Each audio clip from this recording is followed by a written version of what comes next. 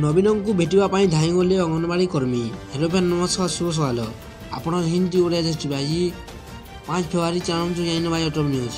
ଅଙ୍ଗନବାଡ଼ି କର୍ମୀ ଓ ସହାୟିକା ସଂଘର ଏକ ପ୍ରତିନିଧି ଦଳ ସୋମବାର ଦିନ ନବୀନ ପଟ୍ଟନାୟକଙ୍କୁ ଭେଟିଛନ୍ତି। ଜାତୀୟ ଶିକ୍ଷାନୀତି ଲାଗୁ ହେବା ପରେ ସେମାନେ ସମ୍ମୁଖୀନ ହେଉଥିବା ବିଭିନ୍ନ ସମସ୍ୟା ନେଇ ତାଙ୍କ ସହିତ ଆଲୋଚନା କରିଥିବା ସୂଚନା ମିଳିଛି। ତେବେ ସରକାରଙ୍କ ପାଖରେ ସମସ୍ୟା ଉଠାଇବାକୁ ନବୀନ ସେମାନଙ୍କୁ ପ୍ରତିଶ୍ରୁତି ଦେଇଥିବା ଜଣାପଡ଼ିଛି।